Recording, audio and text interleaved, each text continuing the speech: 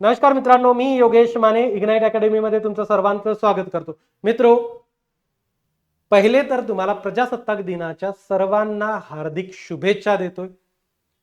आणि आपला जो टॉपिक आहे आता त्या टॉपिक कडे वळतो. 1457 नंतर एक 772 ची रिक्रुटमेंट आपली आयटीआय इन्स्ट्रक्टरची झालेली आहे. त्याची CBT2 होऊन आता 2-4 दिवस झालेत.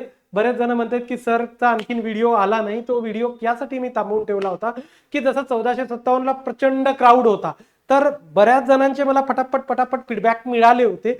हे फीडबॅक प्रॉपर मिळायला थोडासा वेळ लागला, कारण बिना फीडबॅकचं मी तुमच्याकडे डायरेक्ट येऊन काहीतरी बोलावं, हवेत बोलावं असं होऊ शकत नाही. त्यामुळे मुलांचे प्रॉपर फीडबॅक घेतले सर्वांचे, आणि त्या फीडबॅकच्या नंतर पेपर कसा होता काय या सर्व विषयावर मी तुमच्याशी बोलण्यासाठी आलेलो. आता सर्वप्रथम तुम्हाला सांगायचं म्हटलं तर 772 चा पेपर CBT2 चा व्यवस्थित होता. सिलेबसच्या बाहेर क्वेश्चन नव्हते, राईट. प्रॉपर क्वेश्चन्स होते, क्वेश्चन इझी होते, राईट. काही असं खूप डिफिकल्ट लेवलला वगैरे नव्हता, राईट. त्यामुळे तुम्ही पेपर सोपा होता हे समजून चला. आता एखाद्या होऊ शकतं की एखाद्याचा पेपर अवघड गेला, मग अवघड होता का, तर असं नाही आहे. पेपर सोपा होता, सिलेबसला धरूनच पेपर होता, राईट. कुठलंही काहीही विचारलं गेलेलं नव्हतं. हे सगळ्यात पहिली महत्वाची गोष्ट. क्लिअर? म्हणजे पेपरची लेवल इझी होती. एक.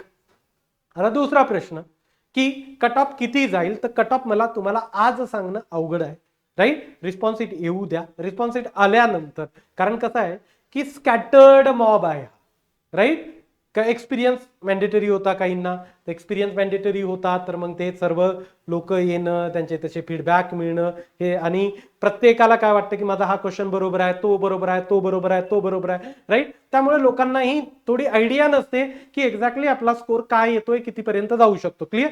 त्यामुळे जेव्हा रिस्पॉन्स शीट येतील तेव्हा मी याच्यावर नक्की बोलेल. तुमच्या रिस्पॉन्स शीट आउट झाल्या की तुमचा स्कोर बघा, स्कोर बघून मला तो कळवा. मी गुगल शीट जसे रिस्पॉन्स शीट आली त्याच्याबद्दलही बोलेल, आणि त्यावेळेस मी तुमच्याशी गुगल शीट शेअर करेल. आपण CBT1 प्लस CBT2 चा स्कोर बघू. आता काय होतं की CBT2 तुमची 80 मार्काची होती, CBT1 ही 120 मार्काची होती. त्यामुळे बऱ्याचशा गोष्टी तुमच्या CBT1 पर सुद्धा अवलंबून आहेत, कारण 40 मार्काचा फरक आहे, 80 आणि 120. क्लिअर?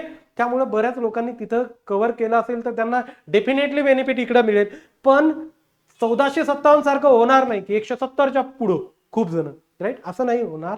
ते लोक, आणि बऱ्याच काय झालंय की 1457 मधले तोपर्यंत तरी याची पूर्ण प्रोसिजर कंप्लीट होईपर्यंत ते लोक बऱ्यापैकी बाहेर निघून जातील, तर इथं येणार पण नाही ते.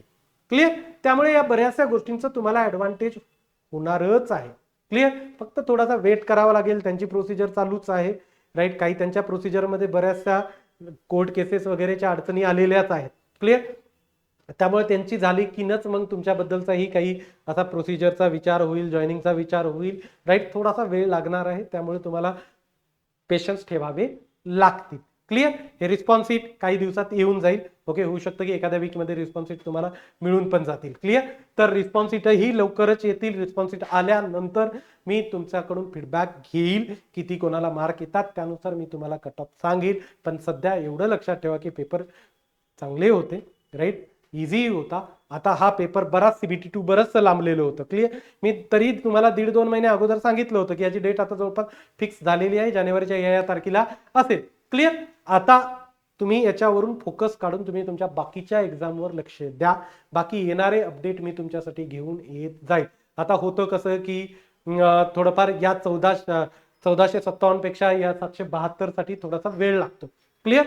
वेळ लागतो कशामुळे की प्रॉपर फीडबॅक यावे लागतात. मुलं थोडेसे कमी आहेत आणि स्कॅटर मुलं आहेत. क्लिअर? त्यामुळे त्यांचे फीडबॅक घेऊनच मला तुमच्याशी बोलावं लागतं. अपडेट देत जाईल, पण थोडंसं एखाद्या वेळेस उशीर होऊ शकतो. क्लिअर? तर मी इथं थांबतो. Thank you so much guys for listening me. Thank you so much.